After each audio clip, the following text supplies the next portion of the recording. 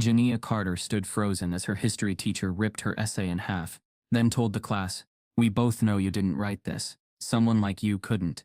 The room fell silent, eyes darting, but no one defended her. The whiteboard was still smudged with remnants of the Civil War discussion from earlier that morning. The clock ticked past 9:12 a.m. as the Honors American History class of Glenridge Middle School sat under the buzz of fluorescent lights, waiting for the next question. A soft murmur of pages flipping, pens tapping, and muffled coughs filled the air, until Ms. Lorraine Whitaker's voice sliced through it all. "Jania, since you seem to be daydreaming, maybe you'd like to enlighten us about the Emancipation Proclamation." Jania Carter looked up slowly, blinking once, then twice. Her notebook was already filled with annotated notes. She had raised her hand 5 minutes ago, and never got called on. Now it felt like a trap. Still she spoke, voice steady but careful. "President Lincoln issued it during the Civil War, 1863, as a war measure. It declared freedom for enslaved people in Confederate states, but didn't actually free all enslaved people." A brief silence. Then came the sting. "Interesting," Ms. Whitaker said, folding her arms. "You recited that very rehearsed, almost like it came straight off Google." The room went still. "Excuse me," Jania said, her brow slightly furrowed. "You heard me." That answer sounded suspiciously advanced for someone who didn't know what Reconstruction was last week.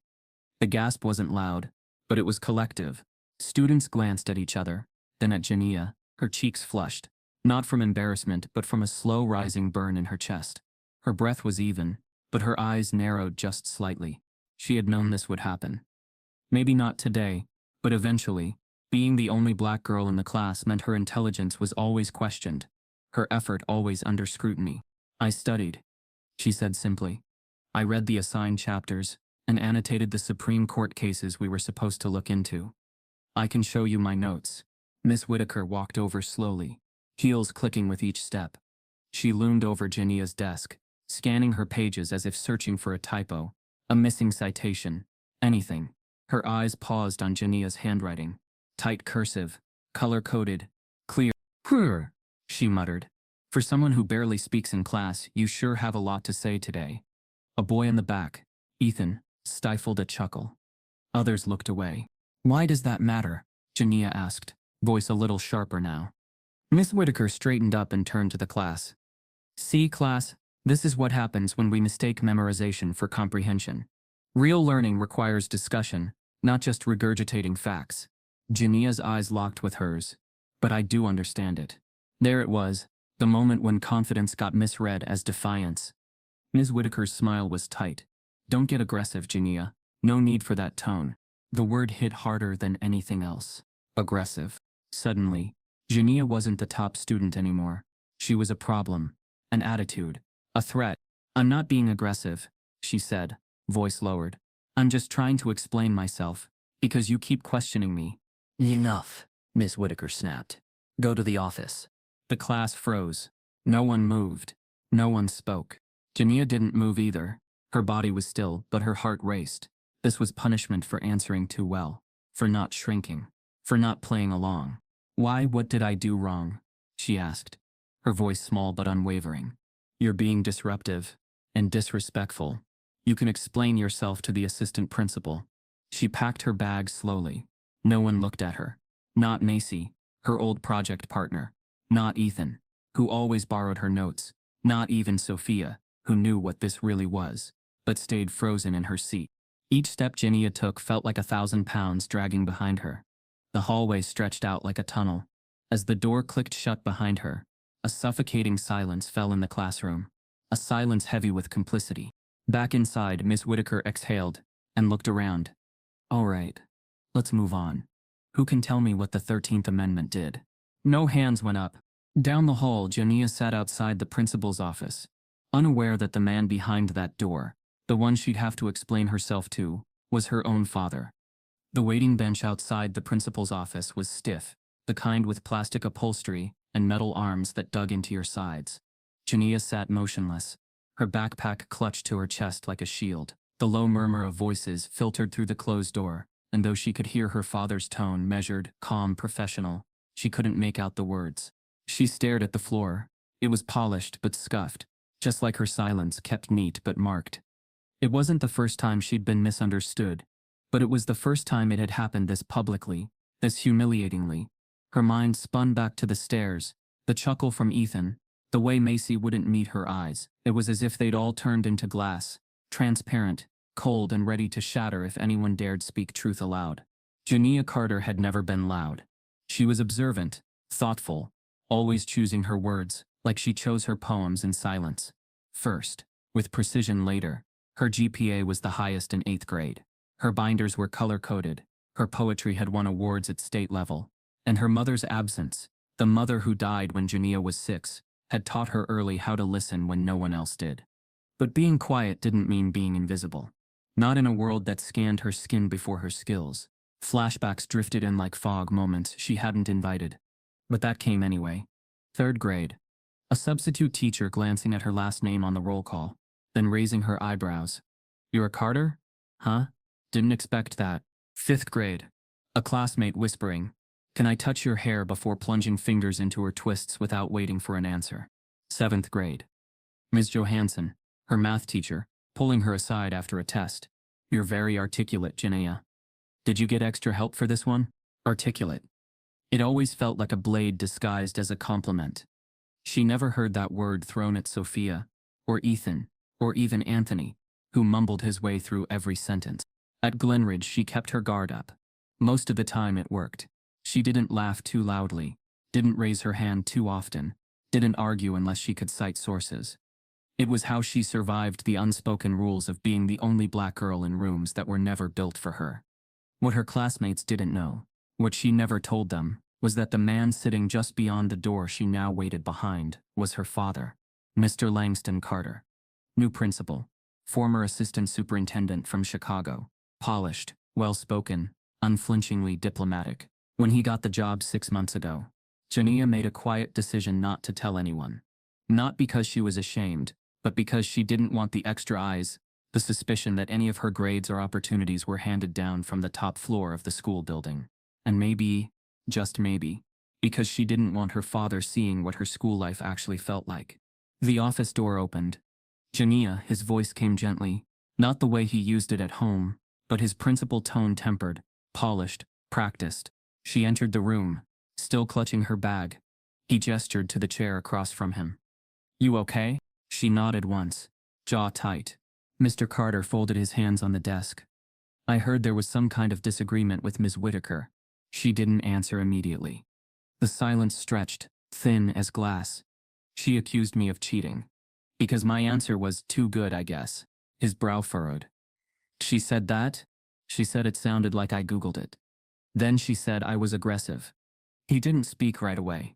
She could tell he was weighing his next move, measuring how to respond without overstepping. That was the problem. He was always trying to be measured. "I'm going to review the situation," he said, finally. "But in the meantime, I think it's best if you let me handle this professionally." Jania nodded slowly. That was his way of saying, "Don't make this messy." The meeting ended with a pat on her shoulder and a soft smile. It felt more like a formality than comfort. That evening, the silence returned. This time, over plates of baked chicken and steamed vegetables. The TV murmured in the background, with muted headlines about city elections, but neither of them paid attention. "So how was the rest of your day?" he asked, as he always did. "Fine," she replied, as she always did. She wanted to say more. To ask why he didn't stand up for her right then and there. To tell him that Miss Whitaker humiliated her in front of 30 students. That she didn't want to go back into that classroom. But he spoke first. "I talked to Lorraine, Miss Whitaker," he said, slicing his chicken. "She's strong-willed, but one of our most experienced teachers. She feels you misunderstood her tone." Jania's fork paused halfway to her mouth. "She feels I misunderstood." She said it wasn't personal. That she challenges all her students. "Not like that." He looked at her, genuinely confused. "What do you mean?" "She singled me out," Jania said, voice trembling. "She called me aggressive, Dad." The word hung there like poison in the air. He sighed, not dismissively, but like a man torn in too many directions. "Jania, I have to be careful. This district, this board, they're watching me. First black principal. If I overreact..." "I'm not asking you to overreact," she snapped, louder than she meant to. "I'm asking you to see me." He looked stunned. She hadn't raised her voice in years. She took a breath and pushed her plate away. Suddenly nauseated, she stood. I'm going to finish homework. As she walked away, he called out softly. She said you're a bright girl. She thinks you've got real potential. Jania paused in the hallway, her back to him. That was it. The final twist of the knife, praising the woman who just tried to shrink her in front of an entire class. She climbed the stairs in silence. The kind of silence that didn't just live in the house, but in her too. Upstairs, in her room, Jania opened her laptop to check her assignments, but what she saw instead was a notification. A message from an unknown sender. You're not the only one she's done this to. The morning after the classroom incident, Ms. Lorraine Whitaker entered Glenridge Middle School, 15 minutes early, as she had every weekday for the past 24 years. Her gait was brisk, posture proud, and expression unreadable, what her colleagues called classic Whitaker. She liked being early. It gave her control. It made her feel ahead of things before the chaos of bells, backpacks and raised hands chipped away at her structure. She walked past the front bulletin board, barely glancing at the Black History Month display, photos of Frederick Douglass, Harriet Tubman, and a small printout of Lift Every Voice and Sing. She found the display performative, even indulgent. She never said it aloud, but her opinion simmered just beneath her smile. Diversity displays were one thing. Actual equity was another. In her mind, the school was already doing too much hand-holding. Ms. Whitaker had built her career on the reputation of being the no-nonsense teacher. The one who didn't coddle. The one who didn't inflate grades or accept excuses. The one who, according to a framed certificate in her classroom, had raised academic rigor in underserved districts. That plaque, dated 2013, still sat on her desk. She made sure of it. But beneath the accolades was a different record, one not framed or laminated. Over the past 10 years, there had been 6 formal complaints against Ms. Whitaker, each one filed by a parent of a student of color. Each one eventually dismissed. Some were marked unsubstantiated. Others were lost in administrative reshuffles. 2 were never followed up at all. The wording was always professional, concerns noted, but not corroborated. Each time, Ms. Whitaker had defended herself with calm, unwavering logic. I have high standards. I push all my students equally. I'm preparing them for the real world. To the untrained eye, she was the model of consistency. But to students like Janaya, and many before her, Ms. Whitaker's classroom was a pressure cooker that crushed certain kids more than others, especially the ones who didn't shrink. That morning in the teacher's lounge, the coffee machine sputtered and hissed. As the early risers filtered in, Ms. Whitaker sat at her usual spot by the window, stirring a splash of creamer into her cup with surgical precision. She turned to Mr. Conrad, the new social studies teacher, young, eager, always overdressed. You see what happened yesterday? She said casually, sipping her coffee. He raised an eyebrow. With the Carter girl? She gave a slight smile. She had a little meltdown over a simple question. Claimed I was targeting her. Apparently we can't ask follow-up questions anymore without it being called racism. Mr. Conrad chuckled nervously. Well, you know how sensitive some of these kids can be. Ms. Whitaker's smile sharpened. Exactly. Everyone wants praise, but no one wants accountability. At the counter, Ms. Hayes, a black language arts teacher in her 30s, paused mid-pour. Her eyes met Ms. Whitaker's in the reflection of the microwave door. She didn't say anything, but she didn't have to. The silence was the comment. Ms. Whitaker had noticed the pattern for years now. Smart black students arriving with poise and promise, only to, in her words, crack under pressure. She told herself she was preparing them, that if they couldn't handle her, they wouldn't last a week in college. But there was something about the girls that got under her skin more than the boys. Girls like Jania, quiet, intelligent, poised, girls who didn't need her validation, girls who didn't shrink when challenged. She'd seen them before, and she'd watched them either bend or break. In Ms. Whitaker's world, you earned your place. You didn't walk in expecting the room to shift for you. And yet, part of her, buried and quiet, knew that it wasn't about standards. Not entirely. It was about control. When a student like Jania answered too well, it didn't feel like success. It felt like a challenge. When she spoke with confidence, it sounded like rebellion. When she refused to apologize for herself, Ms. Whitaker felt her authority slip. And authority was something Ms. Whitaker had clung to all her life. Subject: parent complaint filed. Period 3 honors history. The email was short. Ms. Whitaker, we've received a formal concern from a parent regarding a student interaction in your third period class. The student alleges inappropriate conduct and discriminatory remarks. Please plan to meet with administration at the end of the day to discuss. Office of the Principal. Ms. Whitaker's jaw tightened. She didn't need to guess. She knew. Jania Carter. So now it had become that kind of situation. She leaned back, eyes narrowing. The audacity of the girl to play the victim, to twist a classroom correction into a civil rights issue. It was manipulative. It was calculated. And, more than anything, it was dangerous. Because this time, the student's father wasn't just a parent. He was her boss. For the rest of the day, Ms. Whitaker moved with contained agitation. Her lessons were delivered with clipped enthusiasm. Her tone was even more surgical than usual. She noticed every side glance from students, every delay in their responses. Something had shifted. In the hallway between classes, she caught a glimpse of Mr. Carter Langston, walking with a group of 8th graders. He didn't look at her, but she could tell from his posture, his silence, that the meeting was already on his mind.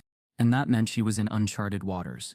Up until now, every complaint had been handled quietly, internally, by administrators who knew her, who trusted her, who respected the years she'd poured into this school. But Langston Carter was new. And in worse, he had a reason to listen to this one.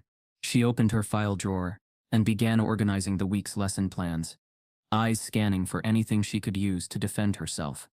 Rigor, structure, rubrics. She'd make it look clinical. Objective, just like always. But as the clock inched toward 3:00 p.m., her confidence began to erode in ways she couldn't admit, even to herself.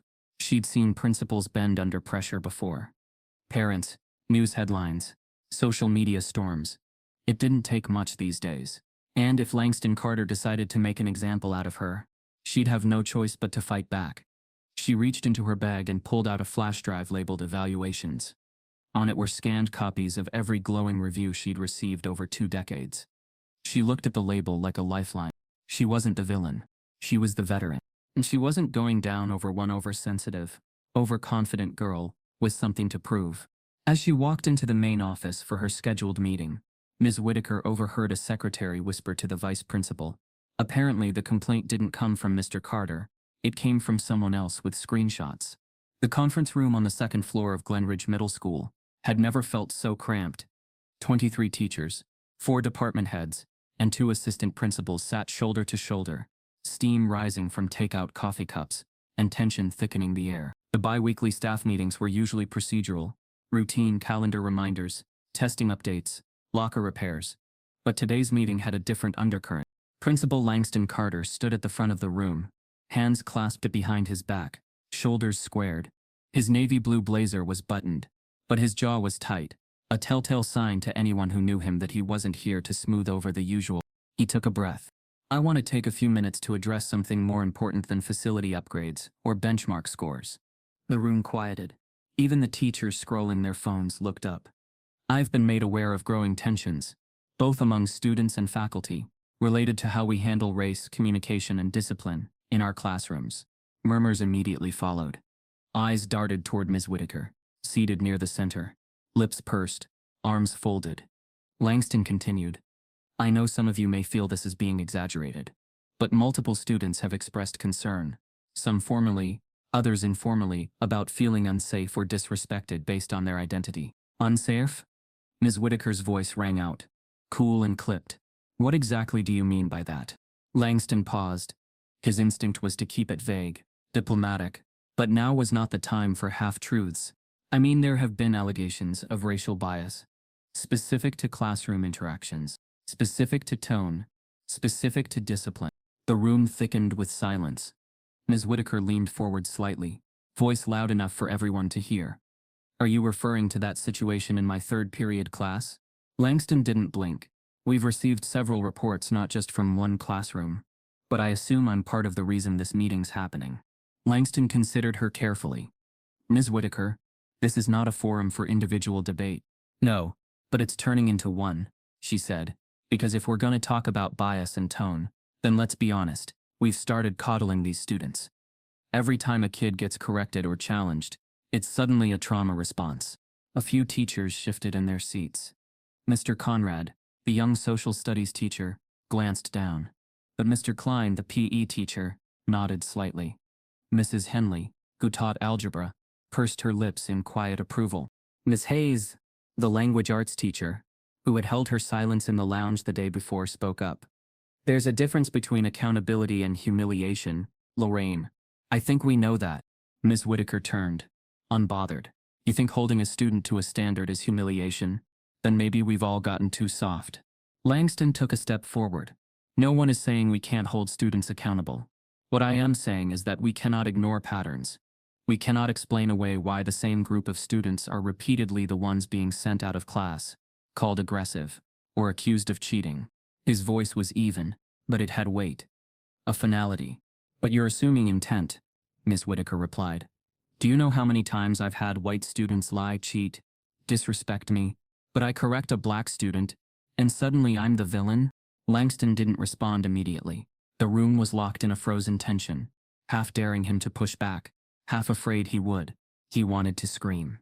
He wanted to point directly to the email he'd received the night before, the one with timestamps, transcribed quotes, and a quiet signature from a parent he didn't even know, someone who wasn't Jania. But he didn't. Not yet. Instead, he let the moment simmer. No one's being labeled a villain, he said. But if students are coming forward, we listen, period. That's leadership. That's education. A silence fell again. Some teachers nodded. Others didn't move. Later that afternoon, in his office, Langston loosened his tie and stared at the glass window overlooking the courtyard. Students were laughing, spilling out of the cafeteria, tossing footballs and backpacks in the grass. The weight on his chest didn't come from the staff tension, but from a deeper, more personal fear.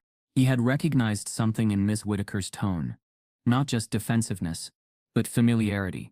It was the same tone he'd heard a decade ago, in a different district, when a black student had been expelled over a forged accusation, and Langston then, a junior administrator, had stayed silent. He told himself back then that he didn't have the power. But now he did. He just didn't want it to be his own daughter pulling him into the spotlight. He hadn't asked Jania directly about the complaint. He hadn't told her what was said in the staff meeting. Their conversations since the incident had been careful, surface level, and yet he could feel her pulling away. Like she no longer believed he'd protect her. Like she didn't trust that he'd choose her over his job. He hated that. And he hated how deeply he feared she might be right. As the school day wound down, Langston returned to his desk and opened his inbox. Dozens of unread messages flooded the screen.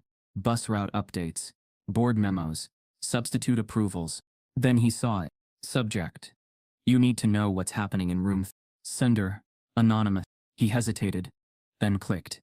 Mr. Carter, I'm not a parent, I'm not a teacher, I'm a student, and I'm scared to use my name. But I've been in Miss Whitaker's class. I've seen how she talks to certain students, how she embarrasses them, how she only ever calls on the white kids when it's time to show off. You think your daughter's the first? She's not. You want to lead this school, right? Start with room. There's a video. Ask around. A voice that won't be silent anymore. Langston read it 3 times. Then he sat back in his chair, heart pounding in a way that had nothing to do with coffee or fatigue. He opened a new tab, fingers trembling slightly, as he typed into the search bar, Glenridge Room 312, student video. What loaded wasn't just a video, but a thread, with over 1,000 shares, and Jania's name in the caption. The thread loaded on Mr. Carter's screen, faster than he could prepare himself for it. A shaky underdesk angle of room 312, fluorescent lights humming, rows of 8th graders in focus like a jury. The caption was blunt: honors history, 3rd period, watch till the end. And the comments kept stacking every few seconds with the impatient rhythm of kids who lived online. He pressed play, the audio crackled, then sharpened right at the moment he dreaded. Whitaker's voice measured, then edged, and finally the unmistakable word, aggressive, spiking through tinny speakers, as Jania's calm protest found its limit. He paused, throat tight, and looked through his office window to the courtyard below. Students were already hunched over their screens, heads tilted toward each other in conspiratorial clusters, the first wave of a story learning to walk. By 3rd period's end, the rumor had gained enough heat to melt into the hallways. Whispers threaded lockers, and lockers threaded the building. It sounded like the soft, relentless crinkle of candy wrappers. The clip was on Snapchat private stories and TikTok close friends lists, in Discord threads with usernames nobody's parents could pronounce. It lived behind privacy walls and the school's Wi-Fi filters, moving faster than any official email could catch it. Kids who had been in the room texted kids who hadn't. Kids who hadn't were suddenly sure they had. A chorus developed. Did you see? Was she crying? It was the way she said it. No, it was the face she made first. Nah, it was the word. Jania felt all of it without a phone in her hand. She had her settings set to do not disturb between classes. A small ritual of self-preservation. Still, the atmosphere pressed in.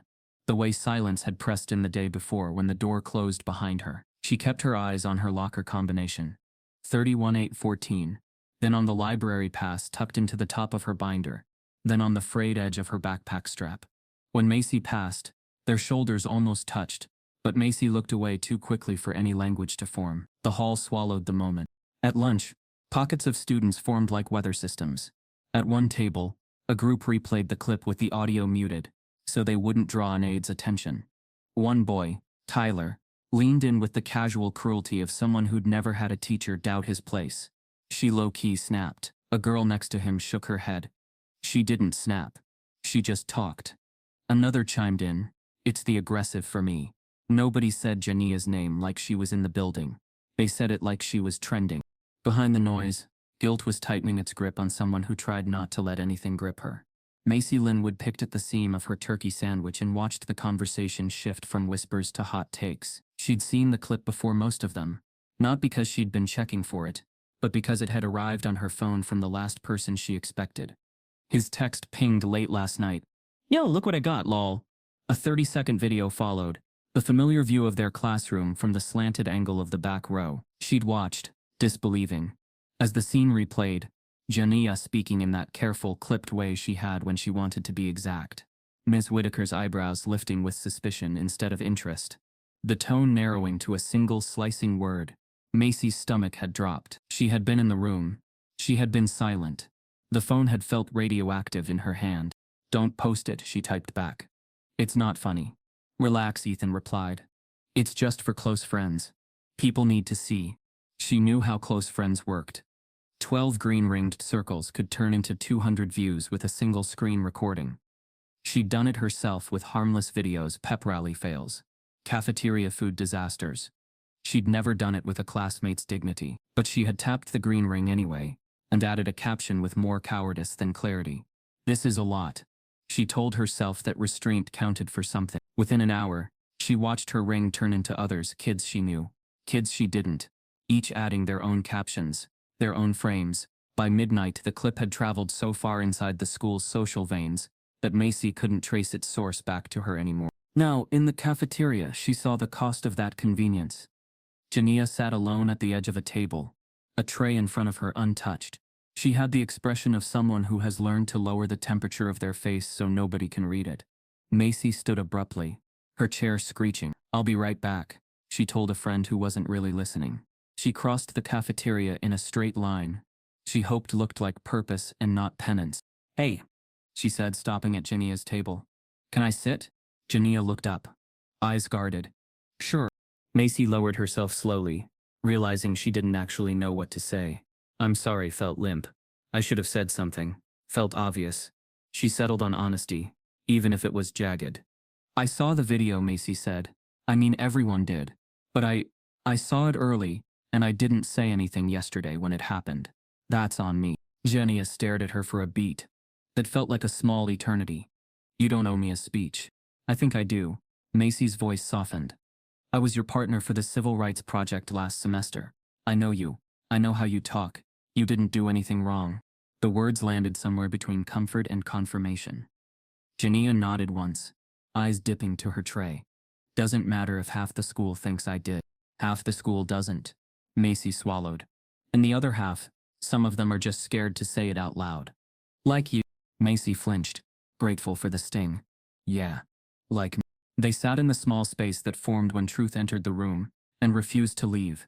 The cafeteria roar blurred around them, until it was just a hum. Why did you come over? Jania asked finally. Because I keep replaying yesterday in my head, Macy said.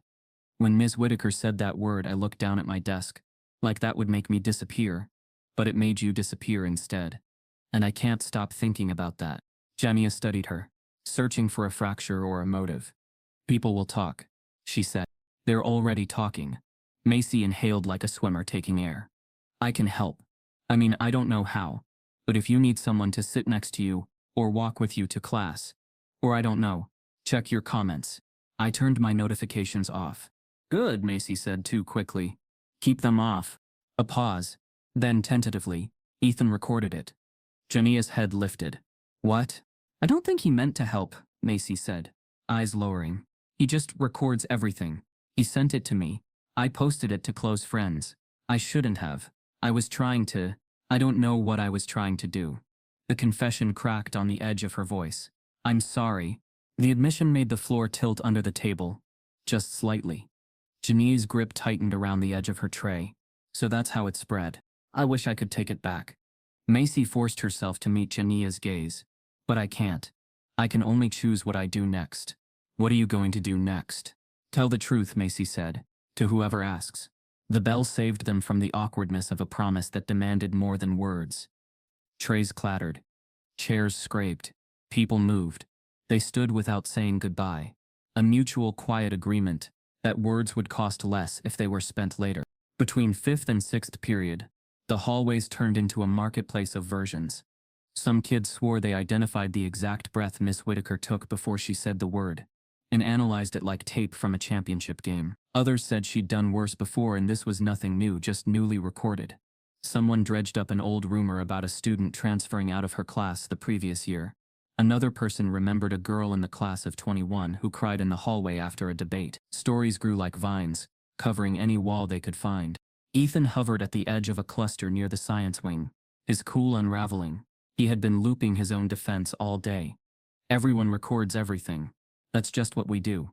If it hadn't been me, it would have been someone else. Until the justifications felt like dull instruments. When a friend slapped him on the back and said, "Dude, you broke the school," Ethan wanted to be proud and couldn't be. His laugh came out brittle.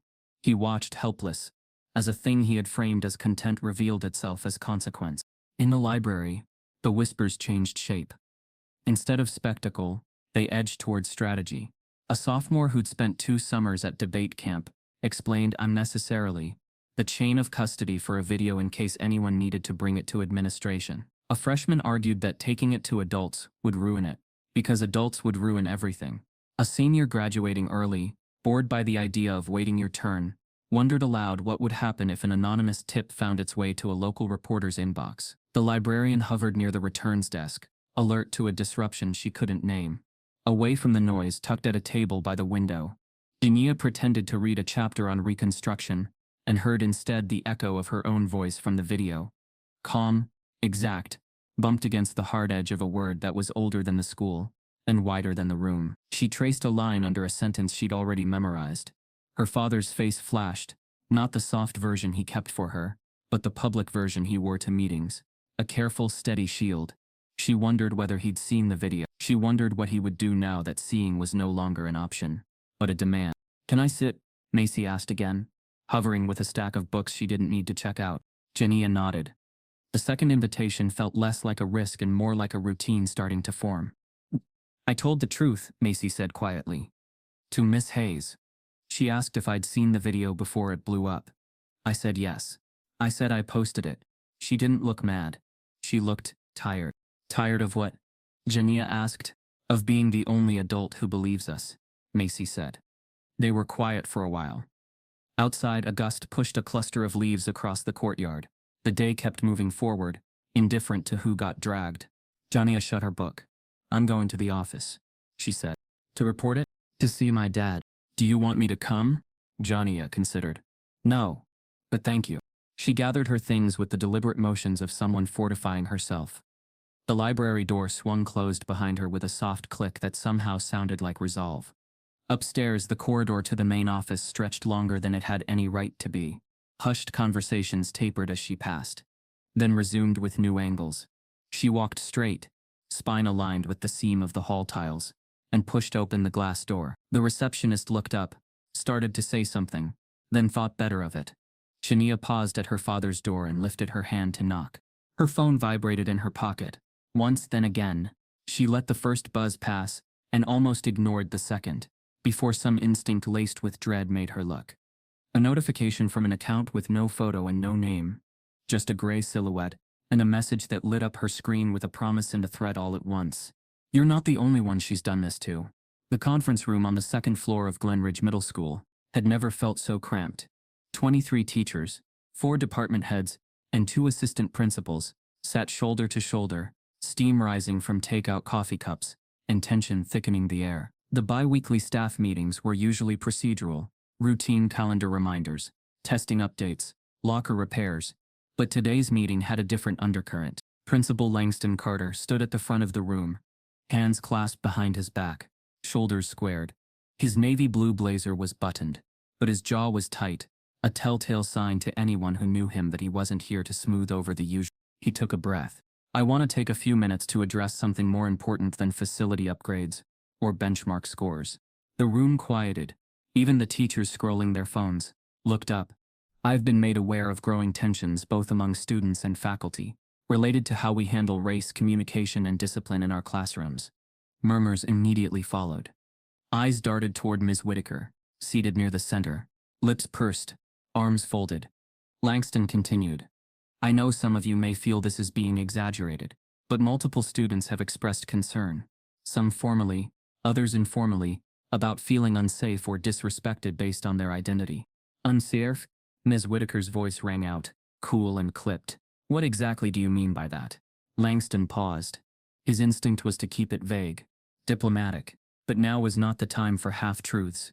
I mean, there have been allegations of racial bias, specific to classroom interactions, specific to tone, specific to discipline. The room thickened with silence.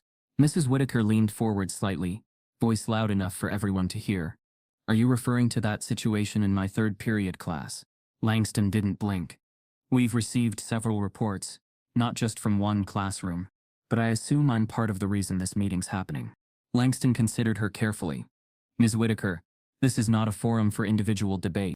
No, but it's turning into one, she said. Because if we're going to talk about bias and tone, then let's be honest, we've started coddling these students. Every time a kid gets corrected or challenged, it's suddenly a trauma response. A few teachers shifted in their seats. Mr. Conrad, the young social studies teacher, glanced down, but Mr. Klein, the PE teacher, nodded slightly. Mrs. Henley, who taught algebra, pursed her lips in quiet approval. Ms. Hayes, the language arts teacher who had held her silence in the lounge the day before, spoke up. There's a difference between accountability and humiliation, Lorraine. I think we know that. Miss Whitaker turned, unbothered. You think holding a student to a standard is humiliation? Then maybe we've all gotten too soft. Langston took a step forward. No one is saying we can't hold students accountable. What I am saying is that we cannot ignore patterns. We cannot explain away why the same group of students are repeatedly the ones being sent out of class, called aggressive, or accused of cheating. His voice was even, but it had weight, a finality. But you're assuming intent, Ms. Whitaker replied. Do you know how many times I've had white students lie, cheat, disrespect me? But I correct a black student, and suddenly I'm the villain? Langston didn't respond immediately. The room was locked in a frozen tension, half daring him to push back, half afraid he would. He wanted to scream. He wanted to point directly to the email he'd received the night before. The one with timestamps, transcribed quotes, and a quiet signature from a parent he didn't even know. Someone who wasn't Genia, but he didn't. Not yet. Instead, he let the moment simmer. No one's being labeled a villain, he said. But if students are coming forward, we listen. Period. That's leadership. That's education. A silence fell again. Some teachers nodded. Others didn't move. Later that afternoon, in his office, Langston loosened his tie and stared at the glass window overlooking the courtyard. Students were laughing, spilling out of the cafeteria, tossing footballs and backpacks in the grass. The weight on his chest didn't come from the staff tension, but from a deeper, more personal fear. He had recognized something in Ms. Whitaker's tone. Not just defensiveness, but familiarity. It was the same tone he'd heard a decade ago, in a different district, when a black student had been expelled over a forged accusation, and Langston, then a junior administrator, had stayed silent. He told himself back then that he didn't have the power. But now he did. He just didn't want it to be his own daughter pulling him into the spotlight. He hadn't asked Jania directly about the complaint. He hadn't told her what was said in the staff meeting. Their conversation since the incident had been careful, surface level, and yet he could feel her pulling away, like she no longer believed he'd protect her, like she didn't trust that he'd choose her over his job. He hated that, and he hated how deeply he feared she might be right. As the school day wound down, Langston returned to his desk and opened his inbox. Dozens of unread messages flooded the screen. Bus route updates, board memos, substitute approval. Then he saw it. Subject: you need to know what's happening in room. Sender: anonymous. He hesitated, then clicked. Mr. Carter, I'm not a parent, I'm not a teacher, I'm a student, and I'm scared to use my name. But I've been in Miss Whitaker's class. I've seen how she talks to certain students, how she embarrasses them, how she only ever calls on the white kids when it's time to show off. You think your daughter's the first? She's not. You want to lead the school right? Start with room. There's a video. Ask around. A voice that won't be silent anymore. Langston read it 3 times. Then he sat back in his chair, heart pounding in a way that had nothing to do with coffee or fatigue. He opened a new tab, fingers trembling slightly, as he typed into the search bar, Glenridge Room 312 student video. What loaded wasn't just a video, but a thread, with over 1,000 shares, and Jania's name in the caption. Her knuckles hovered an inch from her father's office door when the second buzz shivered through her pocket. Jania let her hand fall. The reception area felt too exposed. The low hum of the copier, the clicking of keys, the front desk secretary looking up with practiced curiosity. She turned away and slipped into the stairwell beside the office, where the light was dim and the cinder block walls caught every echo. Only then did she open the message. You're not the only one she's done this to. Jania typed with careful fingers. Who is this? 3 pulsing dots. Then, someone who sat in that room before you did. Room 31. Don't say my name out loud in that building. If you want proof, ask Ms. Whitaker about spring semester 2017. Ask her about what she told AG in a hallway with nobody watching. Jania's thumb hovered. AG. Aaliyah Green. I was 14. I'm 22 now. They never believed me. Her breath caught. The stairs smelled like dust and hand sanitizer. The handrail was cool through her palm. Why message me now? Because someone sent me the clip. Because I remember exactly how it feels when a room falls silent and lets you take the weight. Another buzz. A link appeared. A grainy Google Drive folder. Inside, scans of emails, a counselor note, and a PDF labeled withdrawal form, course change. History. Jania swallowed. Can we talk? Call me in an hour. Use audio only. A number followed. Then, one more thing. If you think the adults will fix this, be careful. Sometimes the file gets flagged, and then sits there. They wait you out until you stop fighting. The stairwell door creaked above. Voices approached. Jania tucked her phone away and stepped back into the hall. She did not knock on her father's door. She went instead to the library. At a back table by the windows, she opened the drive folder and started reading. The first document was an email chain from March 2017. A mother, Marcia Green, writing to the assistant principal about ongoing emotional distress her daughter was experiencing in honors history. Phrases leapt off the screen. Public humiliation, accusations without evidence, pattern of targeting, request for classroom transfer. The reply was polite and light as tissue. We will review and follow up. The next email came 2 weeks later, then one more, a month after that. The thread ended with "We appreciate your patience." The counselor note was worse. Student described feeling small in class. Reported teacher statements. You people think extra credit will fix everything. This class is above your level. You're emotional. Try to be objective.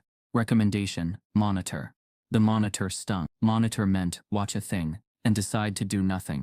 Jania pressed her thumb into the crease of the paper print preview until the skin blanched. She closed her laptop and breathed until her ribs hurt. Hey, Macy slid into the seat across from her, hair damp from the drizzle outside. You dipped from the office earlier. Are you okay? Jania lifted the screen again, turned it, and watched Macy's face change. Not shock, recognition. What is this? Macy asked. Receipts. Jania said quietly. From 2017. A girl named Aaliyah. She left Miss Whitaker's class because of this. She gestured toward the screen. She messaged me. Macy's mouth parted. That anonymous text earlier. Jania nodded. She wants me to call. Call her, Macy said immediately. I'll sit here. Jania hesitated. If I do this, it's not just about me anymore. It was never just about you, Macy said. That's the problem. Jania slipped her earbuds in and dialed. The call connected on the second ring. A woman's voice answered, low and steady, older than the hallway and younger than the ache it carried. This is Aaliyah. It's Jania. Silence for a heartbeat. Then a soft exhale on the other end, like someone who has been holding air for years. I'm sorry you're here, Aaliyah said. I mean here in this story. I saw the video. Jania picked at a stray thread on her sleeve. Did you have a video? Back then? No, Aaliyah said. That was part of the problem. You think you'll remember exactly what happened, but the world is really good at telling you your memory is dramatic. What happened to you? Jania asked. Aaliyah's voice thinned, not with weakness but with the effort of lifting something heavy from the past. 8th grade. Honors history. Ms. Whitaker called on me. Less and less, unless she could catch me. If I answered well, she'd accuse me of copying. If I stumbled, she'd smirk and say, see, this is what I mean about readiness. She announced to the class one day that grade inflation is real, and looked right at me. She said I needed to prove I belonged. The worst part was how careful she was. Nothing you could quote without hearing. You're overthinking it. Microcuts with perfect manners. My mom, Aaliyah said. She came to the school. She wrote emails. They told her she was making a mountain out of a molehill. A counselor told me to keep a feelings journal. I did. They called it progress. But my grades tanked. Not just in her class. In everything. Because when someone keeps telling you you're pretending to be smart, your brain starts second-guessing even the right answers. What finally changed? Jania whispered. I cried in the hallway during a pop debate. Aaliyah said. About Reconstruction. I had facts. She told me my tone was emotional, and asked if I'd gotten that language from some activist blog. The class went quiet. Same quiet, I'm guessing, as in your video. I asked to transfer after that. They made me move to regular track history. It messed up my schedule, my confidence. I stopped applying to the magnet high schools. I told myself it didn't matter, but I know what got taken. Macy's eyes were on Jania's face, trying to read what she couldn't hear. Jania rubbed at a damp spot beneath her eye. She hadn't realized was there. I'm sorry, she said, useless but sincere. Don't be sorry, Aaliyah replied. Be strategic. How? You need more than vibes on the internet, Aaliyah said. You need patterns, names, dates, people who will sign their story. If you go public, they'll make it your fault. They'll call you ungrateful. They'll say you're trying to ruin a good teacher's reputation. They'll say you're the principal's daughter using power to settle scores. Jania froze. I didn't tell you that. You didn't have to, Aaliyah said softly. It's in the comments under 4 different posts. Kids talk. Adults listen when it's convenient. I know how this goes. Jania's fingertip traced an invisible circle on the table. So what do I do? First, Aaliyah said. Decide if you want to be the face of this or the spark. You can be both, but that's a lot for 14. Second, talk to Ms. Hayes. If she's still there. She is, Jania said. She believed Macy when she confessed posting the video. Aaliyah didn't sound surprised. She believed me too. Quietly, she wrote me a recommendation when no one else would. It didn't fix 8th grade, but it kept me from disappearing. Third, expect them to move this to paperwork. We're investigating. We're gathering information. That's where stories go to die. I can't let it die, Jania said. The words arrived before she could edit them. They felt bigger than her and exactly the right size. Aaliyah was quiet for a moment, the kind of silence that felt like she was choosing words like stepping stones across a river. I have something, she said. It's not perfect. The audio's bad, but I recorded her once, on my iPod. After class, she told me girls like you don't last in honors, and laughed like I was being dramatic. I can send it. Jania sat back. Why didn't you use it? Because nobody wanted to hear it then, Aaliyah said. And because I never wanted to hear her voice again. A beat. I saved everything. Emails, notes, the withdrawal form. I thought keeping it would make it stop hurting. It didn't, but it might help you. Jania looked at Macy. Send it, she said into the phone. Please, I will, Aaliyah said. One more warning, then I'll stop sounding like some auntie on a porch. Don't do this alone. Get other students. Find parents. Document everything. Speak in facts. Feelings matter, but facts survive. Jania inhaled, slow and deliberate. Thank you. I should have had someone like you, Aaliyah said. I didn't. Be that for someone else. But also be a kid sometimes. It's not weakness. It's oxygen. When the call ended, Macy reached across the table and squeezed Jania's forearm. Are you okay? No, Jania said. But I know what to do. They spent the next hour in a working quiet. Macy opened a shared document and titled it Room 312, Incidents. She created sections: date, what happened, witnesses, evidence. She added the clip link. She typed, under what happened, student answers accurately. Teacher implies plagiarism, uses coded language, escalates to aggressive. Jania began listing moments from the past month that hadn't felt like enough to complain about on their own. Quips about her tone, a returned quiz, with a point docked for attitude. A time Ms. Whitaker had asked her, in front of the class, if she was on scholarship for this program. One by one they threaded into a pattern that made their stomachs turn. Jania's phone buzzed again. A new file from Aaliyah. She tapped, and Miss Whitaker's voice, years younger but unmistakable, leaked through tinny static. Girls like you don't last in honors. You'll be happier where you're not pretending. The recording cut off as if the device couldn't bear more. Macy's eyes went wide. That's her. It's her, Jania said. The words tasted like metal. What do we do with it? We hold it, Jania said, until it matters most. The library clock clicked toward dismissal. Sky outside bruised, clouds thick over the parking lot. Jania closed the laptop and slipped the earbuds out. For a second she imagined walking into her father's office and playing the audio. She imagined his face, the way he would try to regulate his expression, the way he would ask for context, for details, for process, the way his job made him speak in sentences that didn't leave fingerprints. Do you want to tell him? Macy asked, reading the thought on her face. I do, Jania said. And I don't. They were halfway to the door when the unexpected found them first. Miss Hayes stood in the hallway, a folder tucked against her chest, eyes sharp with a kind of tired hope. I've been looking for you, she said. Both of you. Jania's pulse climbed. Why? Miss Hayes glanced up and down the corridor. Because the board's digital agenda updated 30 minutes ago. Someone forgot to lock a subfolder. I printed something before it disappears. She pressed the folder into Jania's hands. Inside were 2 pages, grainy from the teacher's lounge printer. Personnel review. Faculty conduct flag index. Next to Whitaker Lorraine was a yellow tag. Flagged. The notes column read, Pattern Concerns Log 2015-2019. Pending further action. The further action box was empty. Macy's mouth fell open. They knew, Miss Hayes said. And they filed it under pending and left it to gather dust. Jania stared at the page until the letters refused to stay in order. Heat rose behind her eyes. Not just anger, but the precise humiliation of realizing a thing is both urgent and archived in the same breath. They'll say it's complicated, Miss Hayes added. They'll ask for time. They'll ask for grace. They'll ask for you to trust the process. But the process has a habit of forgetting. Down the hall, the dismissal bell rang. Metal on metal, flat and final. The hallway erupted into movement.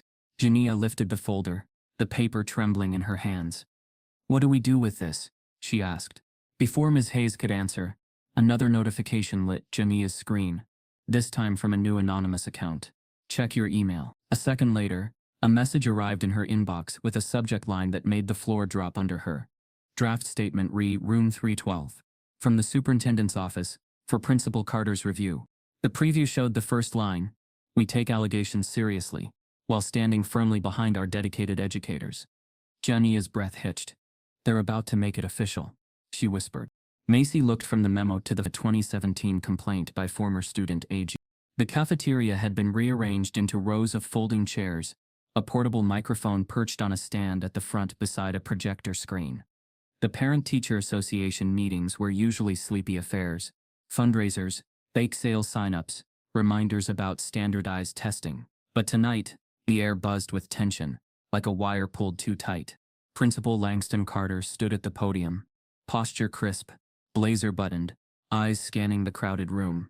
Parents filled every chair, some standing against the walls, their voices already a low tide of anticipation. Langston cleared his throat into the mic. Thank you all for coming.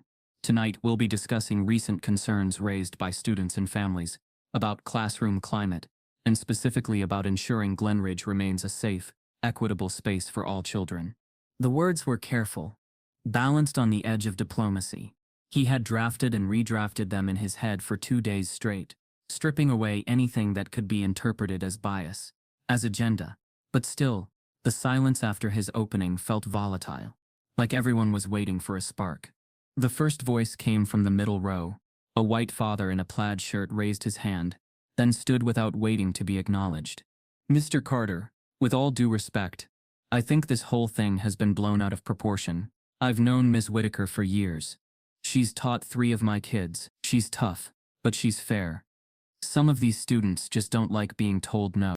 A hum of agreement rolled through parts of the room. Another parent, a white mother with pearls glinting under the fluorescent lights, chimed in from the side. Exactly. Lorraine Whitaker has dedicated her career to this school. She holds high standards. Isn't that what we want? If we start policing every word a teacher says, we'll end up with chaos. Children need discipline, not coddling. Langston's grip tightened around the podium edges. He kept his tone even. We want high standards, but we also want respect. And when multiple students report a consistent pattern, we have to take that seriously. Or maybe, the father shot back, it's just 1 or 2 kids who don't like being challenged. Are we going to ruin a woman's career over teenage complaints? The murmurs grew louder. The word career echoed in Langston's ears. He thought of the flagged file, the buried complaints, the draft statement sitting in his inbox like a landmine. He thought of Jania, her eyes on him, waiting to see whether he would choose truth or comfort. Then, from the back row, a chair scraped loudly against the floor. A black mother stood. Tasha Williams, whose son Caleb was in the 7th grade. She held a folded sheet of paper in trembling hands. My son wrote this, she said, her voice carrying even without the microphone. He asked me to read it tonight. The room hushed. She unfolded the paper and began, Dear Mom, I don't want to be in Miss Whitaker's class anymore. She makes me feel like I'm stupid. Last week, when I got a B on my test, she said that's actually really good for you. Everyone laughed. When I raised my hand, she skipped me and called on 3 kids in a row who didn't even know the answer. I don't tell you this because I don't want you to think I'm making excuses. But I don't want to feel like I don't belong in school anymore. Love, Caleb. The silence after the letter was different than before. Not tense, not murmuring, but stunned. Parents shifted uncomfortably. A few teachers lowered their eyes. Tasha's voice shook now, but she held her ground. This isn't about standards. This is about dignity. And if one more child has to write me a letter like this, then maybe the problem isn't our kids. Maybe the problem is who we trust to teach them. Langston's throat burned. He wanted to step out from behind the podium, put a hand on her shoulder, tell her she wasn't alone, but he was the principal. He had to wear the armor of neutrality, even as it dug into his skin. From the side table, Miss Hayes spoke up, voice firm. I've heard similar things from students over the years. They don't always file complaints, but they come to me crying, questioning if they're smart enough. That's not academic rigor. That's erosion. The hum returned, this time fractured, some nodding in agreement, others muttering dissent. Langston tried to regain control. We will be reviewing all formal complaints and gathering evidence. I ask everyone to stay respectful. Respect works both ways, the plaid shirt father interrupted. You're letting this turn into a witch hunt. Good teachers are leaving the profession because of this exact nonsense. What are you going to do when no one wants to teach here anymore? Langston's composure cracked. What am I going to do? I'm going to make sure no child sits in a classroom feeling like their skin color determines how smart they're allowed to be. His voice was louder now, echoing against the cafeteria tiles. I'm going to make sure silence isn't the default response when harm is happening. And I'm going to make sure Glenridge Middle is a place where dignity isn't negotiable. The room erupted, claps from some, groans from others. Voices overlapping in a cacophony. The microphone squealed as Langston stepped back, rubbing his temple. Then, amid the noise, a slow, deliberate sound, heels clicking against the linoleum. Ms. Whitaker. She rose from her chair at the side, shoulders squared, a thin smile playing at her lips. She moved toward the front with the calm of someone who had rehearsed this moment. in the mirror. Parents leaned forward, teachers stiffened, students raised their phones just a little higher. She reached the microphone, adjusted it, and let the chaos quiet around her. Her eyes swept the room, then landed directly on Langston Carter. "I won't be silent," she said, her voice crisp and cutting through the air like glass. "Not while my character is assassinated." Gasps rippled through the room as Ms. Whitaker held up a folder thick with papers, documents she claimed would prove she was the one being targeted. Jania stood frozen in the doorway of her bedroom, tears streaking her cheeks, her father's conversation with Ellison still echoing in her ears. She hadn't meant to overhear, but the words, "If she resigns quietly, the district avoids a lawsuit," rang in her chest like a gavel striking. She looked at her father with a mix of betrayal and exhaustion. He opened his mouth to explain, but no words formed. She closed the door without another sound. That night, she couldn't sleep. The house creaked with the weight of silence. Her father pacing downstairs, the refrigerator humming, the occasional car rolling past outside. At midnight, her phone buzzed. It was Macy. "You awake?" Jania replied instantly. "I think I found something. Meet me in the library tomorrow before school. Don't tell anyone." The next morning, the library's early light painted the tables gold. Through tall windows, Macy was already there, hunched over her Chromebook, earbuds in. She looked up when Jania walked in, eyes darting nervously toward the librarian, shelving books. "Close the door," Macy whispered. Jania slid into the seat across from her. "What is it?" Macy turned to the screen. Folders filled the desktop, each labeled with dates. October 10th, Nov 2nd. It's all from students, screen recordings, Snapchats, hidden phone videos. Ethan wasn't the only one filming her. People have been collecting this for months. Jania's stomach dropped. And no one said anything. People were scared, Macy said quietly. They saw what happened to Aaliyah. They saw what happens when you speak up and nothing changes. So they kept it in group chats. She opened the first video. The angle was shaky. The phone balanced low in someone's lap. Miss Whitaker stood at the front of the class, hands clasped behind her back. "You know," her voice crackled through the speakers. "Every time I try to give constructive criticism, some of you act like I'm attacking you. That's not how the world works. You people always play the victim." Jania's throat tightened. The phrase landed like a slap.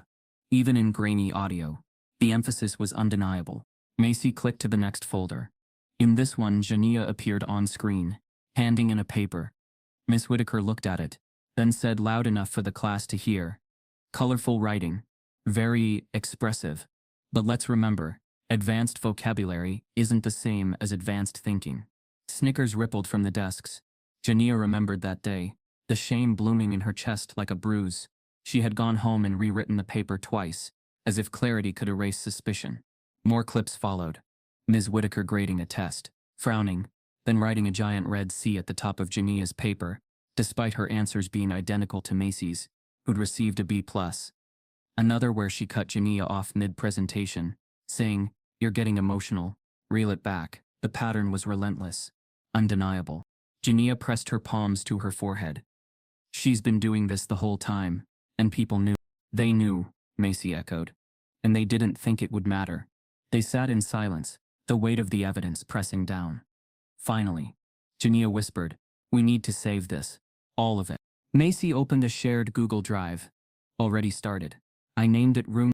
The folder began to fill with videos, screenshots, notes. They added Aaliyah's audio recording, Caleb's letter, Jania's annotated examples of grading discrepancies. A case was building, bigger than either of them, heavier than they could carry alone. When Jania's father called her name from the hallway that evening, she hesitated before letting him in. He looked tired, dark circles under his eyes, his blazer still hanging on his shoulders. "What are you working on?" he asked, his tone cautious. "Evidence," Jania said simply, turning the laptop toward him. He leaned closer, pressing play on the clip of Miss Whitaker, saying, "You people always play the victim." The words filled the small room like smoke. Langston's hand clenched into a fist on his knee. He watched another video, then another. Each one stripped a layer from his composure. Finally, he sat back, rubbing his temples. "This," he exhaled. "This could destroy the school's reputation." Jania stared at him, disbelief sharp in her eyes. "It's already destroyed mine. Do you know what it's like walking down the hall and hearing people whispering about a video where you're just existing? Langston didn't answer. He saw it now, clearer than ever, the impossible balance between his job and his daughter's dignity. If he took the folder to the board, the district would panic. They'd claim he was biased, using his position to defend his child. If he stayed silent, the videos would rot in the shadows like Aaliyah's emails. Dad, Jania said, voice breaking. If you don't use this, you're protecting her, not me. He looked at her, and for the first time in weeks, the mask of Principal Carter cracked. I'm trying to protect all of us. She shook her head.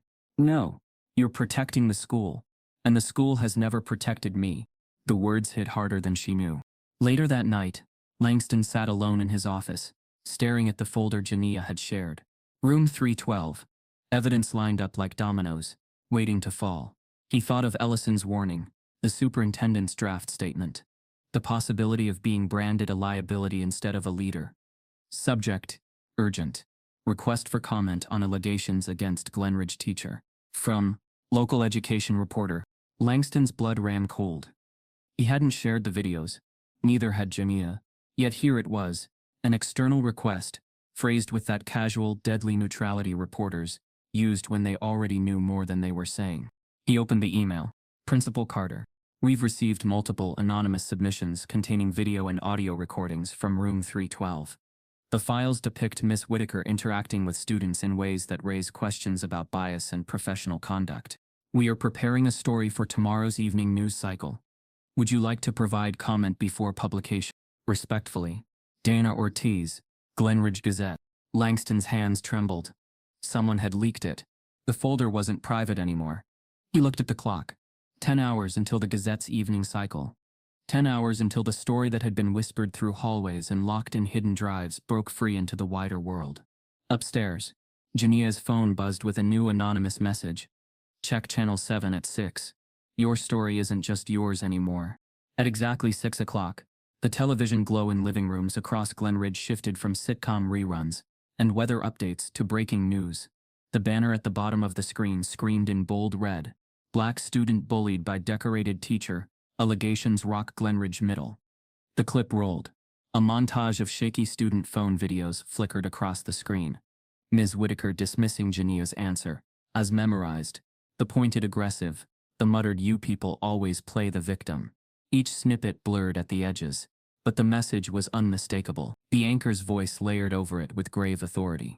In a story gaining rapid attention, multiple students at Glenridge Middle School allege a decorated history teacher, Ms. Lorraine Whitaker, has engaged in discriminatory behavior against students of color. The allegations include targeted grading, public humiliation, and racially coded language. The student at the center of the controversy, 14-year-old Jania Carter, is the daughter of the school's principal. Langston sat stiff in his office, the broadcast spilling from the mounted TV on the wall. His phone vibrated constantly on the desk, emails, texts, calls piling in, but he couldn't move. Downstairs in their living room, Jania sat with her knees pulled to her chest, eyes wide as her own face flashed briefly on screen. The camera caught only the side of her shoulders tense, voice clipped as she asked Miss Whitaker, "Why does that matter?" The nation now heard the silence that followed. Macy watched from her own couch, hands pressed to her mouth. Her mother glanced at her, suspicion dawning, but Macy didn't speak. The fallout began instantly. Social media exploded. Hashtags swarmed. And Room 321. Whitaker exposed. Justice for Jania. But so did the counterattacks. Protect our teachers. Kids these days. Stand with Whitaker. On Facebook, parents argued in real time. Some praised the bravery of the students who documented everything. Others claimed it was cancel culture invading schools, a witch hunt against educators. One comment read, "This is what happens when you let feelings run the classroom." Whitaker has standards. That's not racism. That's rigor. Another shot back. Standards don't require humiliation. My child deserves better than coded insults. In group chats, students swapped memes, screenshots, theories. Someone made a TikTok remix of Ms. Whitaker saying aggressive on loop, paired with text explaining how black girls were disproportionately disciplined in schools. It hit 50,000 views in 2 hours. Another TikTok posted by a student defending her claimed the videos were edited out of context. That clip trended too. The town split in two. Lines drawn not by evidence but by loyalty and fear. By 9 o'clock, Miss Whitaker had fired back. Her lawyer released a typed statement to every local outlet. Ms. Whitaker categorically denies all allegations of racial discrimination. She is a respected educator with decades of service and numerous awards for excellence. The clips circulating online are selectively edited, misleading, and part of a campaign to damage her reputation. She has always demanded excellence from her students, regardless of race, and will continue to do so. We urge the community not to rush to judgment. The statement was polished, professional, and devastatingly familiar. Jania read it on her phone and felt the ground tilt beneath her. To the world, it looked like a duel of narratives. A decorated teacher versus a teenage girl. She knew how uneven those scales were. Mom would have believed me, she whispered without realizing. Her father, standing in the doorway of the living room, winced but said nothing. The next morning, Langston's inbox groaned with directives from the district. Superintendent's office issued an official response. The district takes all allegations seriously. While we cannot comment on ongoing reviews, we stand behind our dedicated educators and remain committed to providing an inclusive learning environment for all students. We ask the community for patience as we conduct a fair and thorough investigation. It was a masterclass in vagueness, apology without ownership, empathy without accountability. Langston read it twice, his hands trembling. It was the exact statement he'd seen in draft form days earlier, with only minor edits. It left Jania's pain unnamed, Miss Whitaker's actions uncondemned, and the school's responsibility blurred into fog. When Jania saw the statement on her phone at breakfast, her spoon clattered into her cereal bowl. Inclusive learning environment? That's what they call it. Dad! They're standing behind her. Not me. Langston tried to speak, but she was already pushing back from the table. You knew. You saw the draft, and you didn't stop them. Jania. No. She snapped, voice breaking. You're not just the principal. You're the district's shield, and I'm the one paying for it. She stormed upstairs, the sound of her bedroom door slamming reverberating through the house like a verdict. At noon, reporters staked out the school parking lot. Cameras turned every arriving teacher into a suspect, every parent into a witness. Some avoided the lens. Others leaned in, eager to defend or condemn. Students waved from buses, half thrilled, half terrified. Inside, the teacher's lounge was split. Some whispered support for Jania and the other students. Others muttered about betrayal and disloyalty. Miss Hayes kept her head down, typing furiously on her laptop, while Mr. Conrad stared at his coffee as though it might offer answers. Ms. Whitaker herself was absent on personal leave, but her presence lingered like a shadow, her name on everyone's lips, her videos playing silently on countless phones tucked under desks. That evening, Jania sat cross-legged, on her bed, laptop open, scrolling through comments, until her eyes blurred. Messages from strangers filled her inbox, some supportive, some vile. Proud of you, keep speaking. Liar, you're ruining a teacher's life. Typical playing the race card. Typical playing the race card. She shut the screen, pressing her palms over her eyes. The noise was louder than silence, and just as suffocating. Macy called. Don't read the comments, promise me. Jania didn't answer.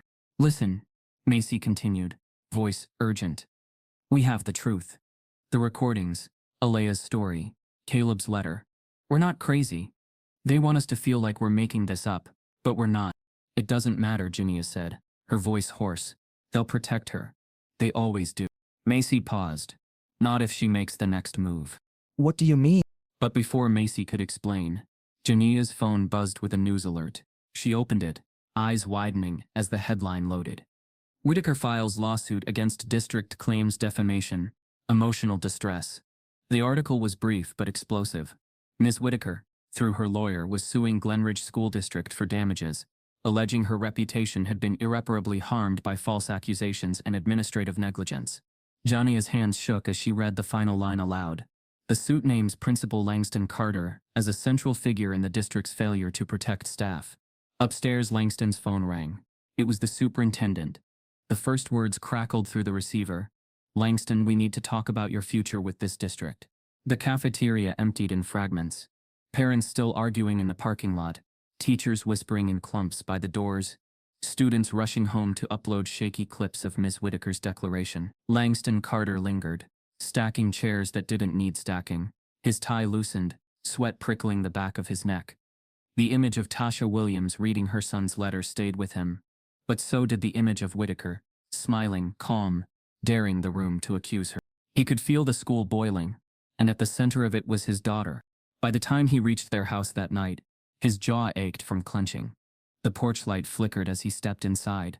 The smell of reheated leftovers hung in the kitchen, but the table was empty. He found Jamia upstairs, hunched over her desk, the glow of her laptop washing her face in pale blue. She didn't look up when the door creaked open. "Can we talk?" he asked, voice heavier than he meant. She nodded without turning. He stepped inside, closing the door gently. "Why didn't you come to me first? Before the video. Before the whispers. Before all of this blew up." Jania froze, her fingers tightening around the edge of her desk. "Because you're the principal. I'm also your father." She swiveled to face him, eyes sharp with a hurt she'd been holding too long. "That's the problem. I needed a dad. Not a principal who tells me to trust the process while I get humiliated in front of my whole class." The words cracked something inside him. He had spent months walking the tightrope. Diplomat, administrator, first black principal in a district that barely tolerated him. He thought silence was strategy, thought measured words would protect his daughter as much as his career. But looking at her now, shoulders trembling, eyes glossed with unshed tears, he realized silence hadn't protected her at all. It had delivered her straight into the fire. "I thought," his voice faltered, "I thought if I stayed careful, if I didn't push too hard, they'd listen when it mattered. That they'd give me space to lead." Jania shook her head. "They don't listen, Dad. Not unless we make them. And you're teaching me to sit quiet when quiet is what got Aaliyah Green pushed out, what almost made me disappear too." Langston's chest tightened at the name. He had seen it in the memo Miss Hayes slipped him after the meeting. He knew the history. He had chosen not to dig then, not to risk being seen as combative. But here was his daughter, naming the cost of his restraint. Her voice cracked now. "Every time you tell me to wait, to let you handle it, what I hear is, don't make them uncomfortable. And it makes me feel like I'm the problem, like existing too loudly is worse than being disrespected." He sat down on the edge of her bed, elbows on his knees, hands clasped. He had no script for this. No speech, only the raw realization that the person he wanted to protect most was the one he had already failed. "You're not the problem," he said finally, his voice low. "You never were." For a long moment, the only sound was the hum of her laptop fan. Then Jania's composure broke. Tears spilled down her cheeks, quiet at first, then shuddering. "I don't want to go back in that classroom. I don't want to sit there knowing she's waiting for me to mess up so she can prove I don't belong." Langston's hands twitched, the instinct to fix, to act. But reality loomed. "I can't just fire her," he admitted, words tasting like failure. "Not without legal grounds. The district would call it wrongful termination. She has tenure, a lawyer, a reputation. If I act too fast, they'll make me the story instead of her. And then, nothing changes." "So, what happens?" Jania asked bitterly. "She gets to keep teaching, and I get to keep pretending." Her question hit harder than any board meeting, confrontation could. He had no answer. They sat in silence, broken only by her quiet sobs and his heavy breathing. For once Langston didn't try to cover the silence with solutions. He let it sit, raw and on. A soft knock at the door interrupted them. Langston rose, opening it to find board member Richard Ellison. Silver-haired, crisp suit, despite the late hour. His expression was polished, professional, but his eyes flickered with urgency. "Langston." A word. Langston stepped into the hallway, closing the door behind him. "This isn't a good time, Richard." Ellison's voice dropped. "I'll make it quick. I spoke with the superintendent after the meeting. They want this contained. No lawsuits, no headlines." Langston's stomach tightened. "Contained how?" Ellison lowered his voice further. "If Whitaker resigns quietly, the district avoids liability. No messy hearings, no payouts, no public scandal. She keeps her pension. Everyone saves face." Langston stared at him, pulse pounding. "And the students? The ones she hurt? What do they get?" Ellison's shrug was polished, almost rehearsed. "Closure. A fresh start. Sometimes that's the best outcome you can hope for." Langston's fists curled at his sides. He had spent years learning to read subtext in meetings. Tonight, the subtext was clear. Protect the institution, not the children. From behind the door, Jania's muffled crying bled into the hallway.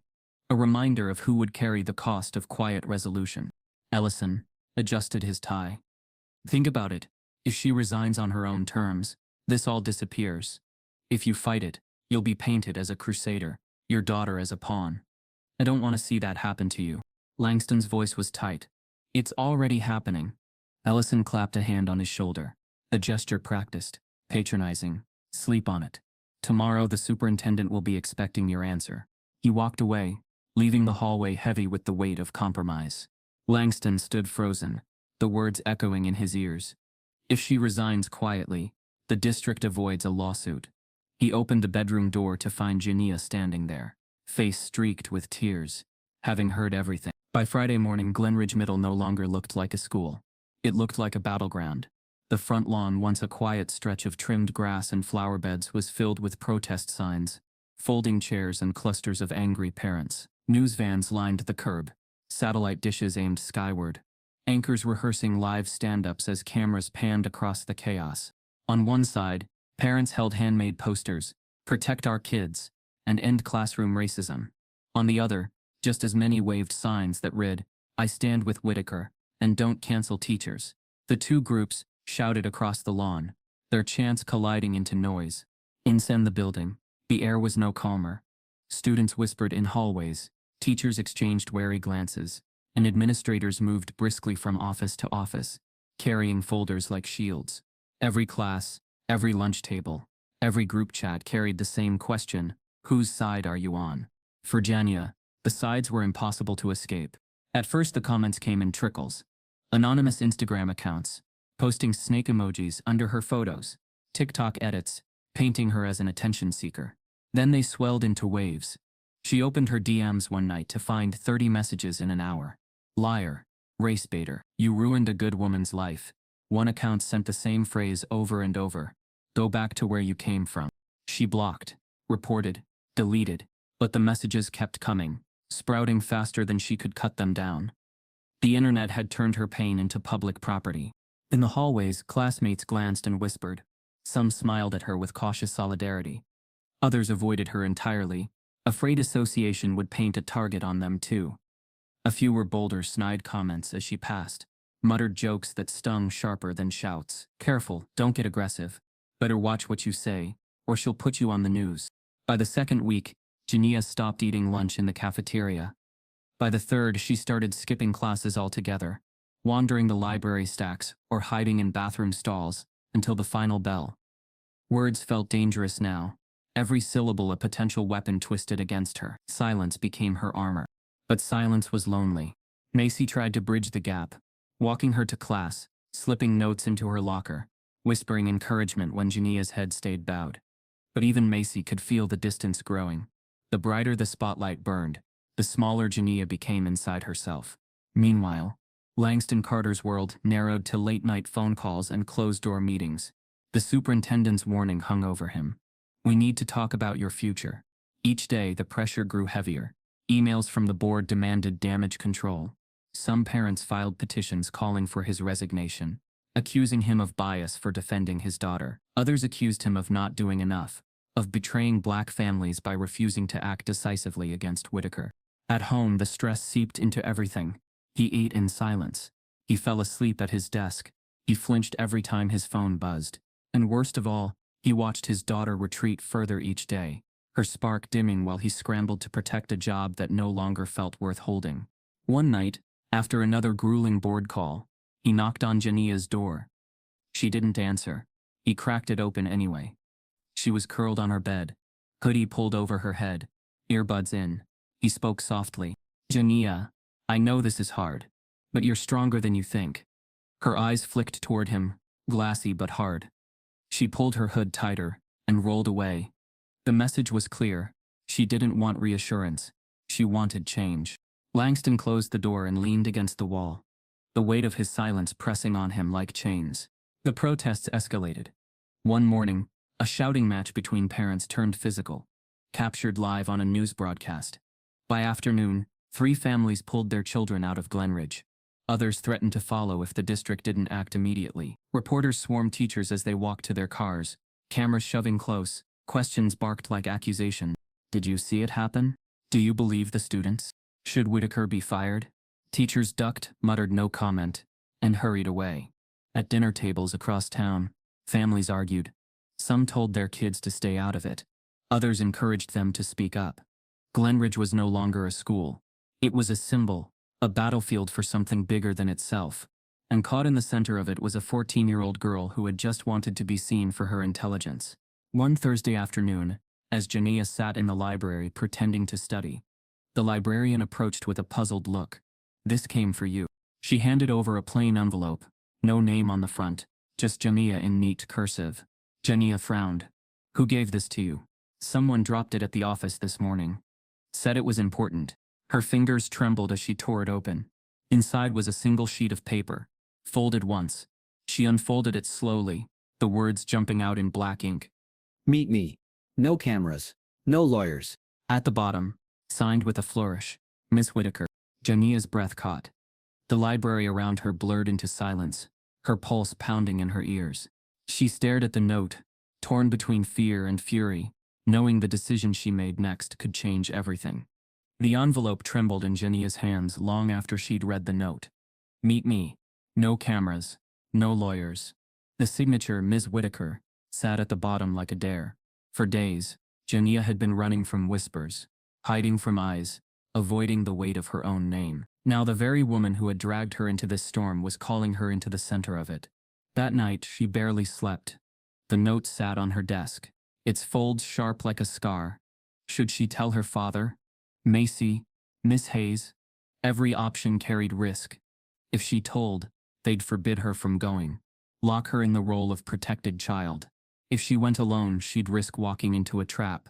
But the words on the page pressed at her ribs, until she couldn't ignore them. By the next afternoon, her decision was made. The school auditorium was cavernous and dim when she entered, its wooden stage glowing faintly under a single spotlight. Rows of empty chairs faced forward, shadows stretching long against the walls. The air smelled faintly of dust and varnish. A silence so thick it magnified every footstep. Ms. Whitaker was already there. She stood at the edge of the stage, her posture immaculate, her blouse crisp, her expression unreadable. In the emptiness of the room, she looked both smaller and more dangerous, like a weapon with no sheath. "You came," Miss Whitaker said, her voice echoing in the rafters. Jania walked slowly down the aisle, each step deliberate. "You left me a note." I wasn't sure you'd show. Most people prefer the safety of numbers.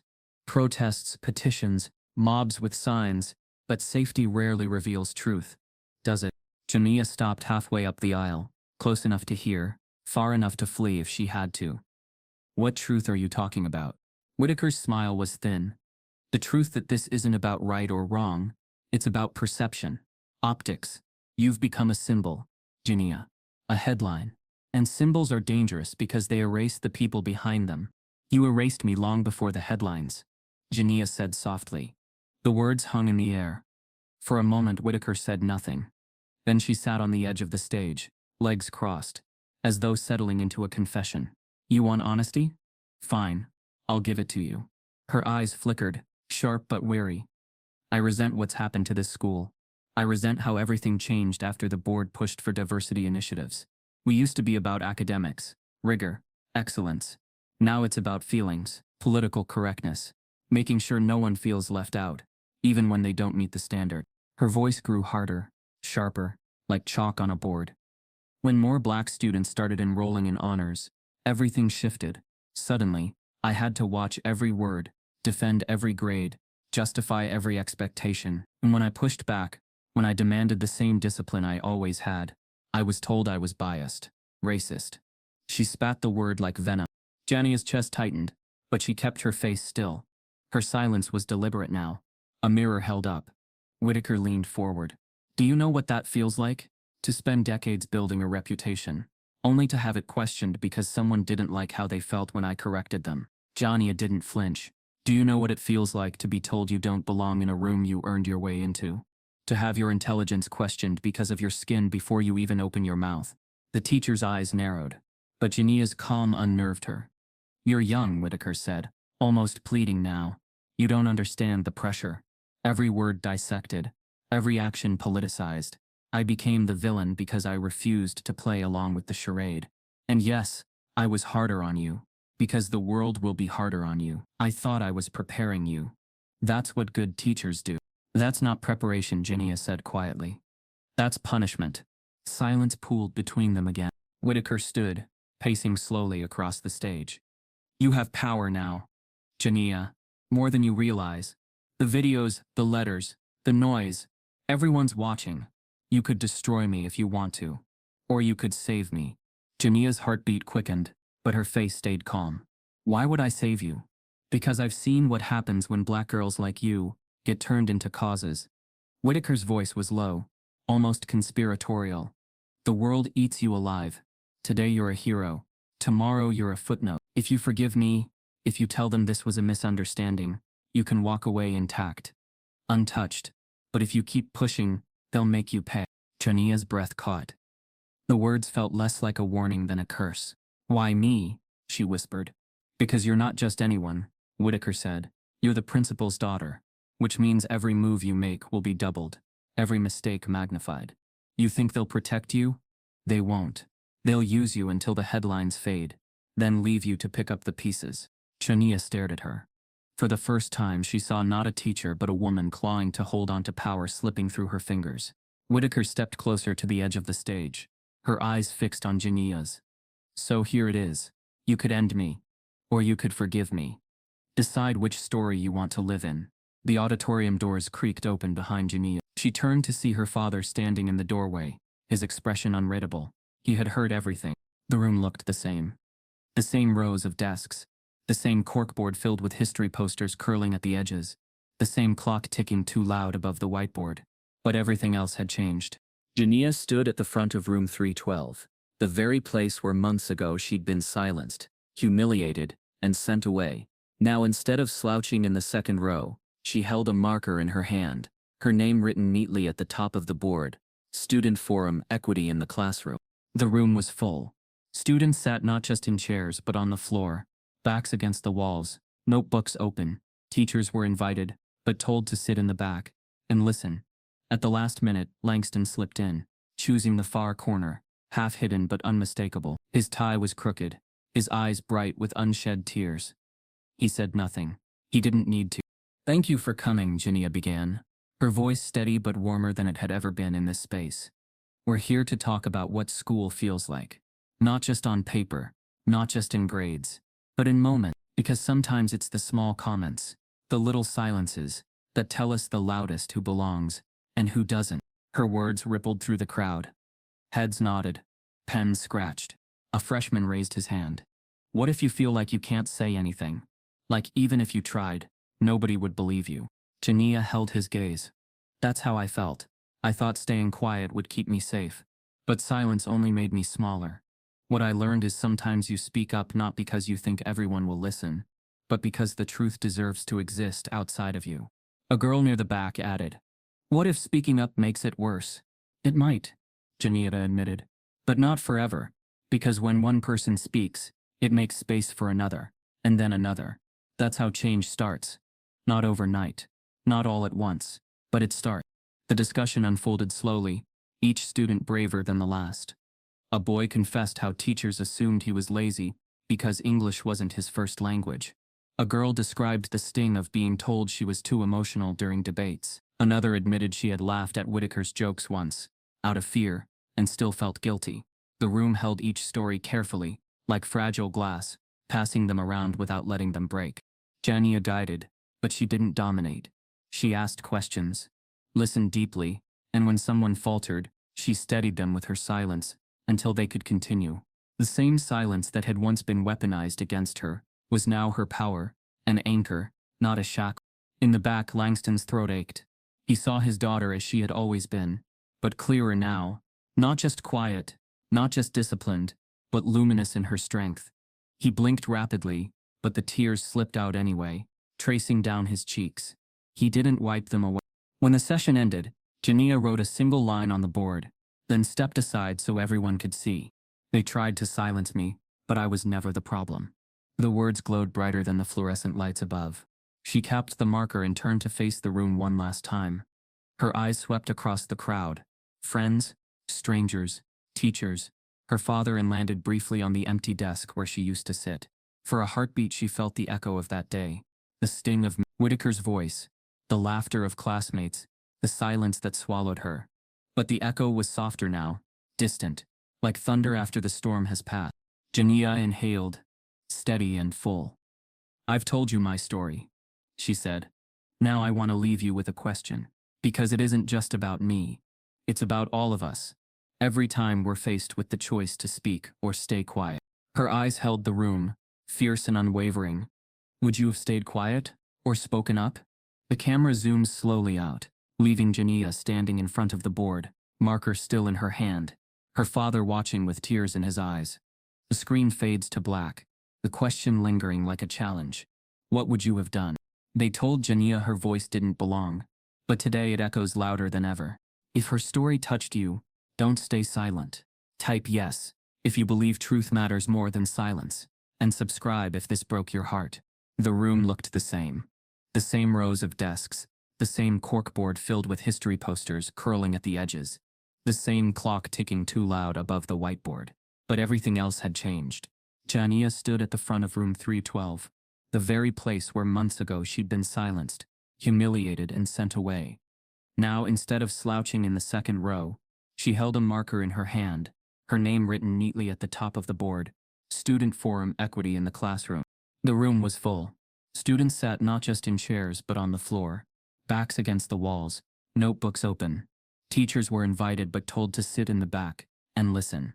At the last minute, Langston slipped in, choosing the far corner, half hidden but unmistakable. His tie was crooked, his eyes bright with unshed tears. He said nothing. He didn't need to. "Thank you for coming," Jania began, her voice steady but warmer than it had ever been in this space. "We're here to talk about what school feels like, not just on paper, not just in grades, but in moments, because sometimes it's the small comments, the little silences that tell us the loudest who belongs and who doesn't." Her words rippled through the crowd. Heads nodded, pens scratched. A freshman raised his hand. "What if you feel like you can't say anything? Like, even if you tried, nobody would believe you?" Jania held his gaze. "That's how I felt. I thought staying quiet would keep me safe, but silence only made me smaller. What I learned is sometimes you speak up not because you think everyone will listen, but because the truth deserves to exist outside of you." A girl near the back added, "What if speaking up makes it worse?" "It might," Jania admitted, "but not forever, because when one person speaks, it makes space for another, and then another.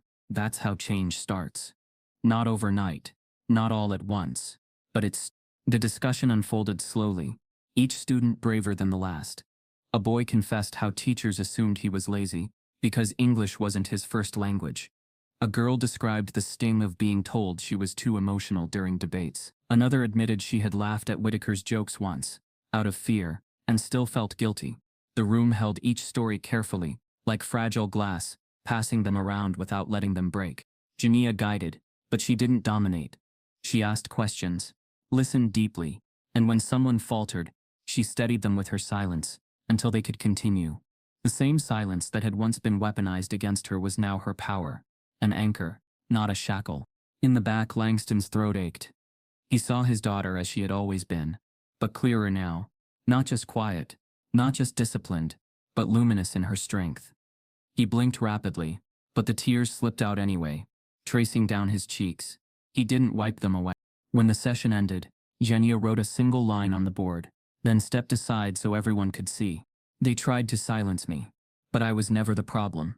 The words glowed brighter than the fluorescent lights above. She capped the marker and turned to face the room one last time. Her eyes swept across the crowd, friends, strangers, teachers, her father, and landed briefly on the empty desk where she used to sit. For a heartbeat, she felt the echo of that day, the sting of Whitaker's voice, the laughter of classmates, the silence that swallowed her. But the echo was softer now, distant, like thunder after the storm has passed. Jania inhaled, steady and full. "I've told you my story," she said. "Now I want to leave you with a question. Because it isn't just about me, it's about all of us, every time we're faced with the choice to speak or stay quiet." Her eyes held the room, fierce and unwavering. "Would you have stayed quiet or spoken up?" The camera zoomed slowly out, leaving Jania standing in front of the board, marker still in her hand, her father watching with tears in his eyes. The screen fades to black, the question lingering like a challenge. What would you have done? They told Jania her voice didn't belong. But today it echoes louder than ever. If her story touched you, don't stay silent. Type yes if you believe truth matters more than silence. And subscribe if this broke your heart. The room looked the same. The same rows of desks. The same corkboard filled with history posters curling at the edges. The same clock ticking too loud above the whiteboard. But everything else had changed. Jania stood at the front of room 312. The very place where months ago she'd been silenced, humiliated, and sent away. Now instead of slouching in the second row, she held a marker in her hand, her name written neatly at the top of the board. Student Forum Equity in the Classroom. The room was full. Students sat not just in chairs but on the floor, backs against the walls, notebooks open. Teachers were invited but told to sit in the back and listen. At the last minute, Langston slipped in, choosing the far corner, half hidden but unmistakable. His tie was crooked, his eyes bright with unshed tears. He said nothing. He didn't need to. Thank you for coming, Jania began, her voice steady but warmer than it had ever been in this space. We're here to talk about what school feels like, not just on paper, not just in grades, but in moments, because sometimes it's the small comments, the little silences, that tell us the loudest who belongs and who doesn't. Her words rippled through the crowd. Heads nodded. Pens scratched. A freshman raised his hand. What if you feel like you can't say anything? Like even if you tried, nobody would believe you. Jania held his gaze. That's how I felt. I thought staying quiet would keep me safe. But silence only made me smaller. What I learned is sometimes you speak up not because you think everyone will listen, but because the truth deserves to exist outside of you. A girl near the back added, what if speaking up makes it worse? It might, Jania admitted, but not forever. Because when one person speaks, it makes space for another, and then another. That's how change starts. Not overnight, not all at once, but it starts. The discussion unfolded slowly, each student braver than the last. A boy confessed how teachers assumed he was lazy, because English wasn't his first language. A girl described the sting of being told she was too emotional during debates. Another admitted she had laughed at Whitaker's jokes once, out of fear, and still felt guilty. The room held each story carefully, like fragile glass, passing them around without letting them break. Jania guided, but she didn't dominate. She asked questions, listened deeply, and when someone faltered, she steadied them with her silence until they could continue. The same silence that had once been weaponized against her was now her power, an anchor, not a shackle. In the back, Langston's throat ached. He saw his daughter, as she had always been, but clearer now. Not just quiet, not just disciplined, but luminous in her strength. He blinked rapidly, but the tears slipped out anyway, tracing down his cheeks. He didn't wipe them away. When the session ended, Jania wrote a single line on the board, then stepped aside so everyone could see. They tried to silence me, but I was never the problem. The words glowed brighter than the fluorescent lights above.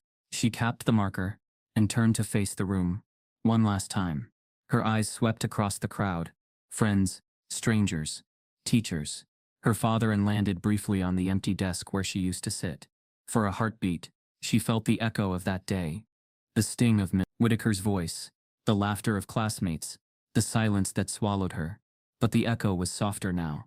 Distant, like thunder after the storm has passed. Jania inhaled, steady and full. I've told you my story, she said. Now I want to leave you with a question. Because it isn't just about me. It's about all of us. Every time we're faced with the choice to speak or stay quiet. Her eyes held the room, fierce and unwavering. Would you have stayed quiet or spoken up?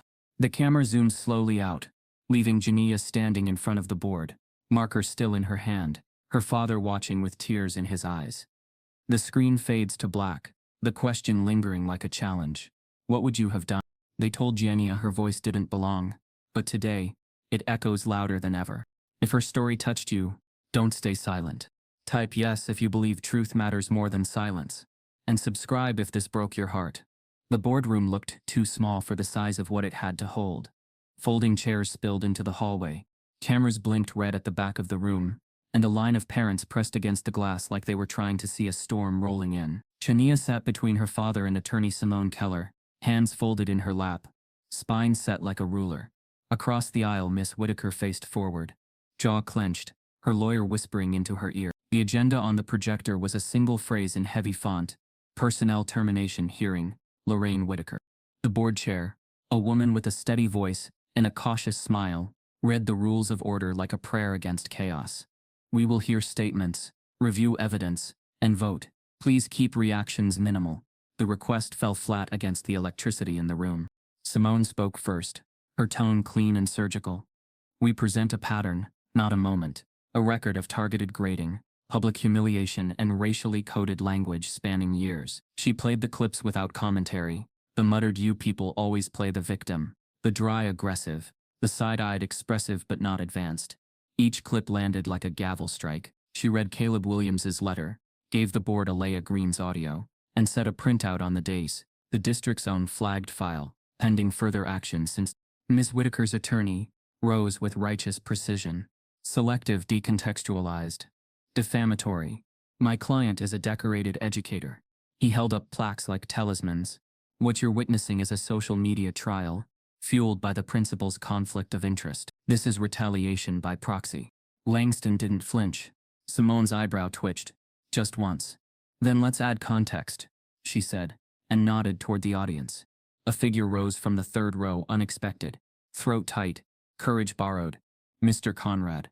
He walked to the microphone and set a flash drive on the table. I exported gradebook comments from our shared system. Whitaker's notes include the word tone 17 times, 16 of those next to black students' names. Tone distracting, tone combative, tone emotional. I didn't see it until I looked for it. That's on me. He swallowed. It's not rigor, it's bias with a rubric. A ripple surged through the room. Miss Hayes exhaled like a held breath finally released. Even the board chair's hand stilled on her pen. Miss Whitaker stood, voice steady but fraying at the edges. I've demanded excellence from everyone. If certain students take correction as an attack, I can't be held responsible for their sensitivities. She faced the board, then pivoted to the audience, letting her gaze settle on Jania like a spotlight. I've become the target of a narrative, a symbol people can punch to feel like they've fixed something. Jania didn't look away. In the front row, Tasha Williams raised a hand from her seat. Symbols don't cry in my kitchen, she said. My son does. Public comment swelled. Parents, alumni. A retired teacher who admitted she'd once reported Whitaker quietly and then convinced herself to let it go. Aaliyah spoke by video. The room went silent, as her voice filled it with a history nobody had wanted to archive. I asked to transfer so I could breathe, she said through the speakers. I'm 22 and I still check my tone on emails 3 times before I hit send. That didn't come from nowhere. The board recessed to deliberate. The room churned in their absence. Hushed strategy at the front. Tight-lipped prayer at the back. Langston reached for Jania's hand and found it already reaching for his. He squeezed once. She squeezed back. Once, as if to say, I'm here and don't move. When the board returned, their faces were composed but blanched with what it means to make a public choice. The chair's voice held no drama. On the question of termination for cause, based on the record before us, she paused only to swallow.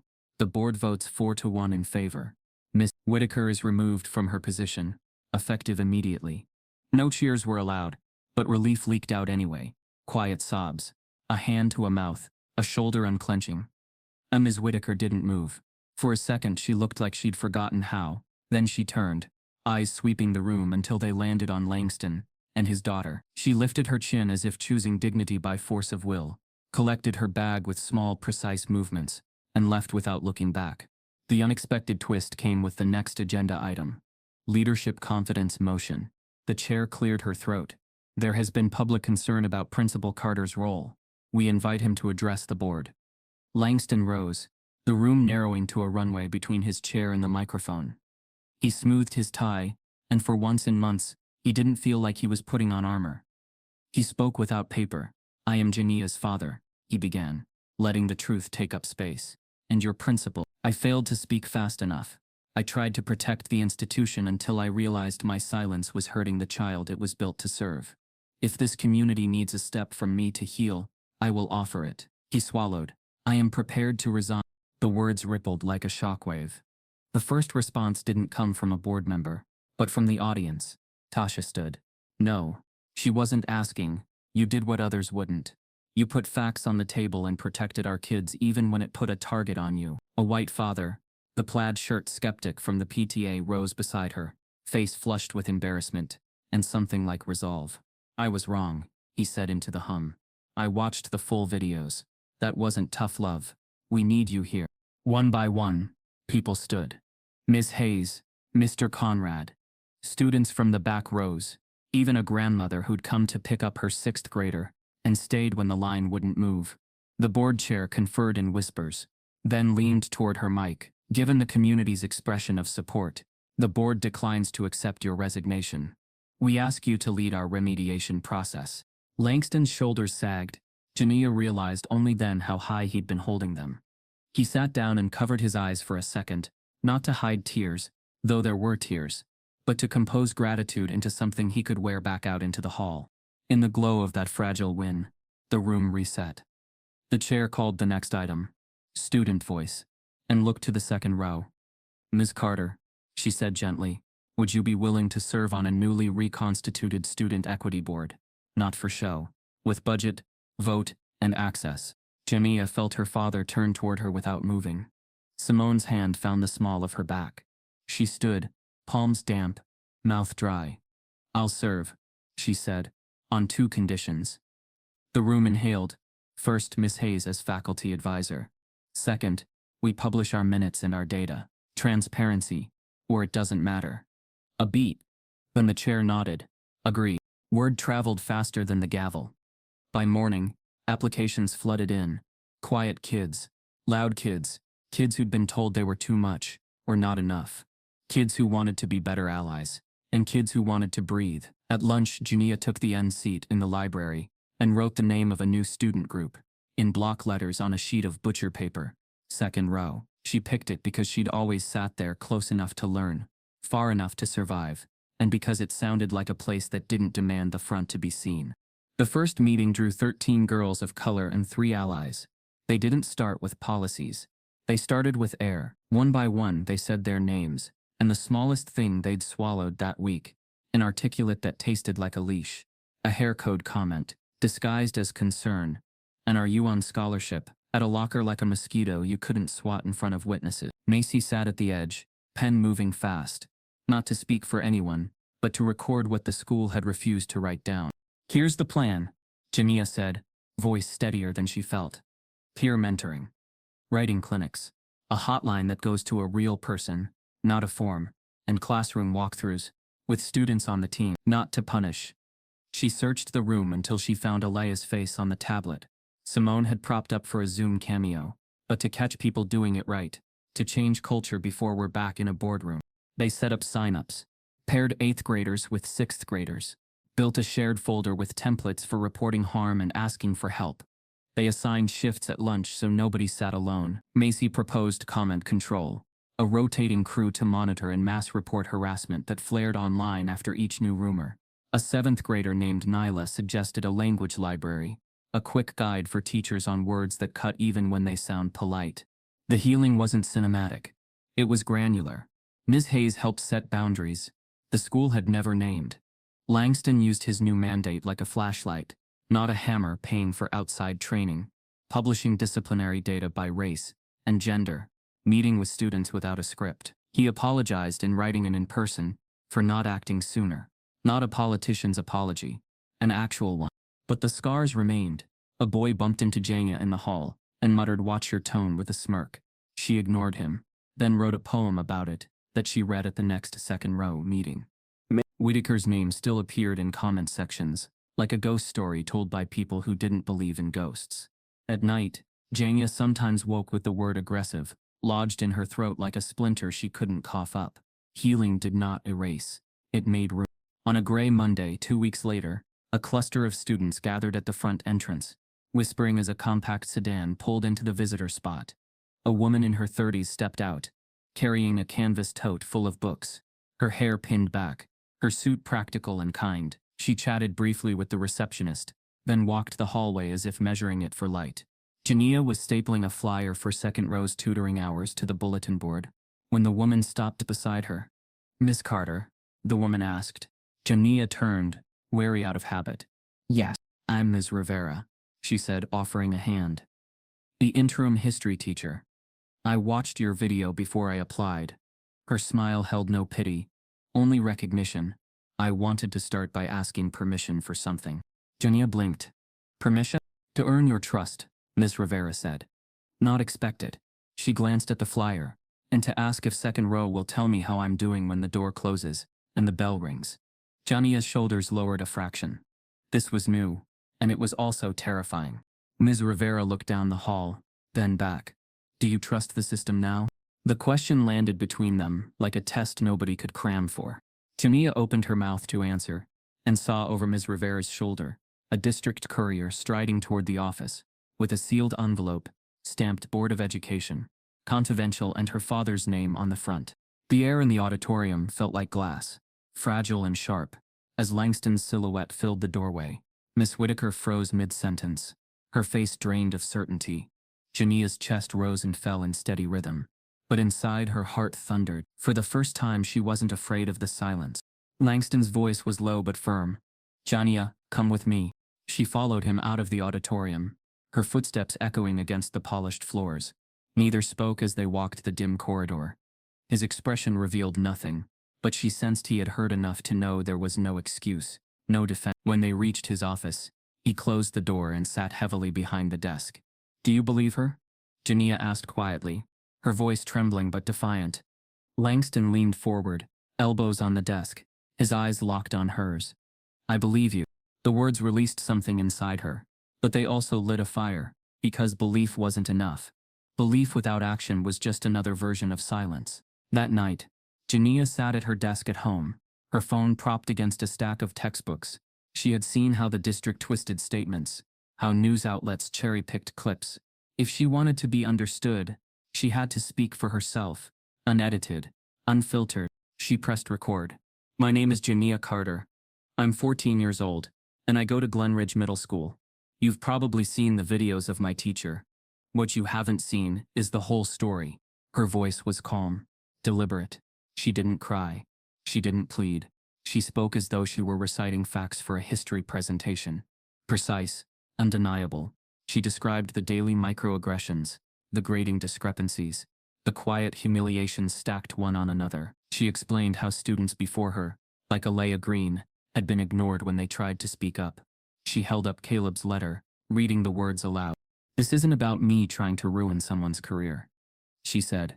It's about telling the truth. 'Cause truth matters more than silence.